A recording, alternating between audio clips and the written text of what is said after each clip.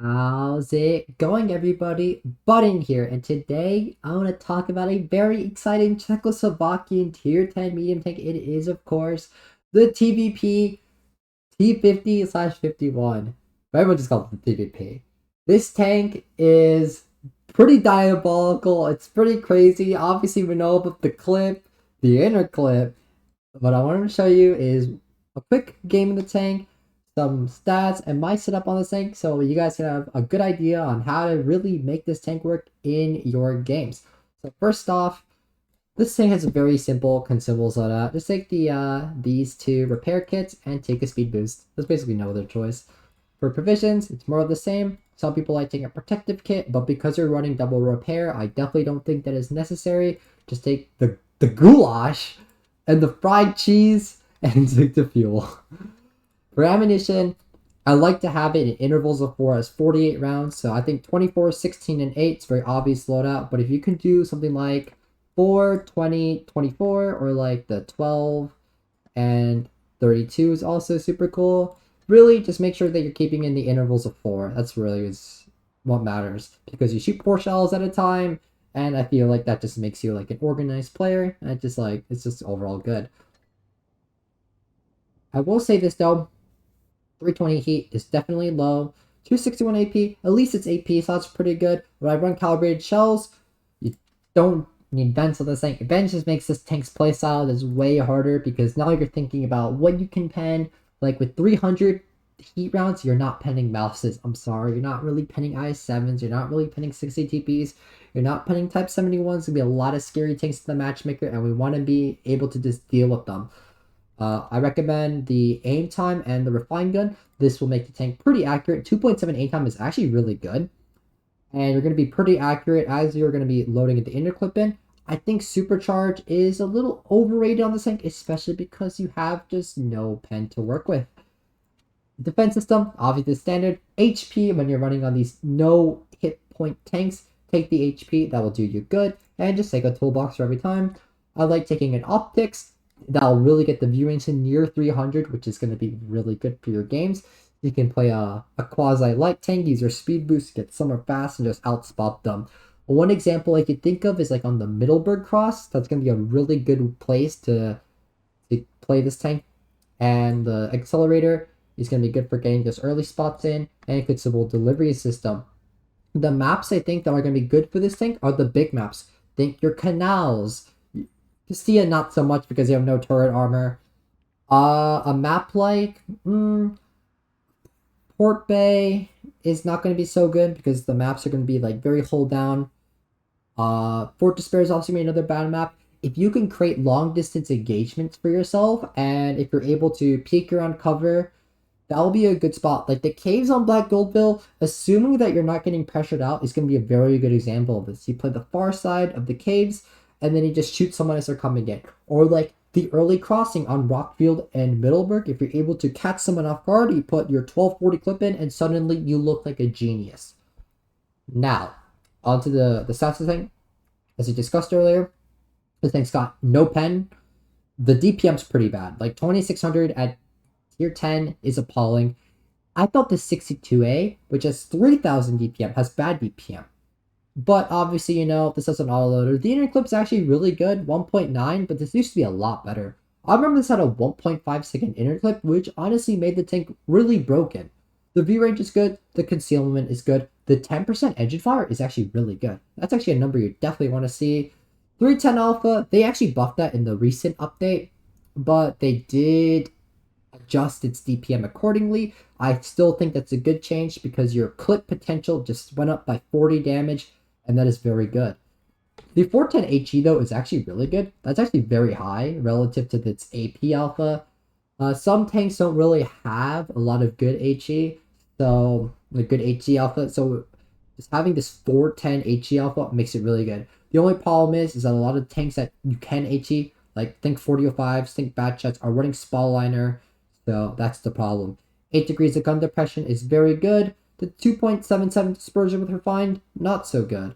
But at least the tank is fast. It can get occasional bounces off its gun manlet, but I really wouldn't worry about that. It's also very, very light, so don't really ram too much in it. I think 40 tons is pretty light overall, but the 22 power to weight ratio is amazing, and the terrain resistance on this thing are fantastic. 158, 138 are like numbers that I think come out of like a mythical thing. Like these numbers are just not real. So this tank will hold its speed very well, and that will be very good for your games. Now, overall, I'm going to show you one game of the tank. It's going to be on Faust, and I'm going to show you what the potential of this tank is. This game was actually taken during my placements, so little fun situation here.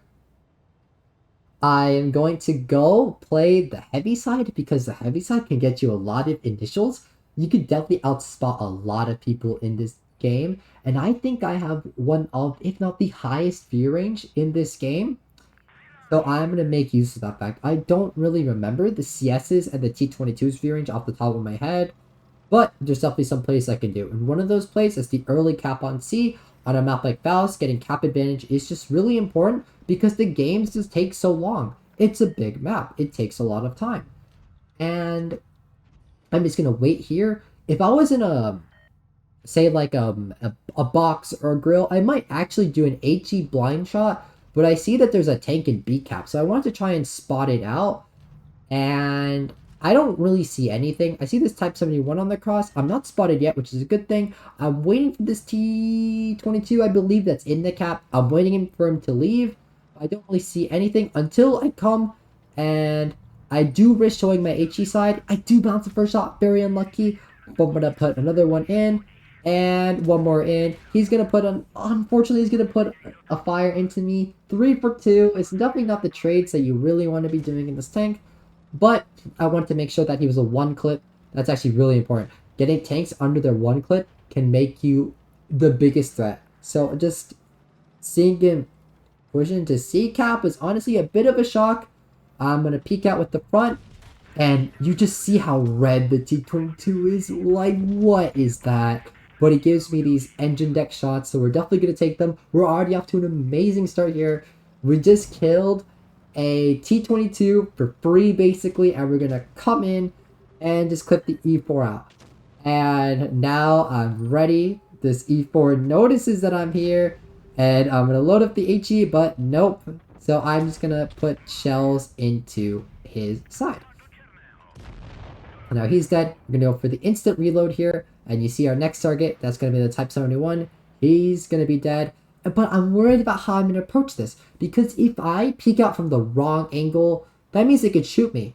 But I do notice that their meds, their 183, they're a bit far from my location. So what we're just going to do is we're just going to come around through their spawn. And we're just going to clip them out. Once we clip them out, we're going to look to cap D. So that way we maintain some semblance of keeping the caps close. The problem is that on a map like Faust, it's so big, you won't have a lot of time. You actually want to like not really cap these bases, but once they've been capped, you can't really uncap them. So the best thing you could do is make sure the red caps are green. And now I'm here, and I just really want to make sure I'm in cover.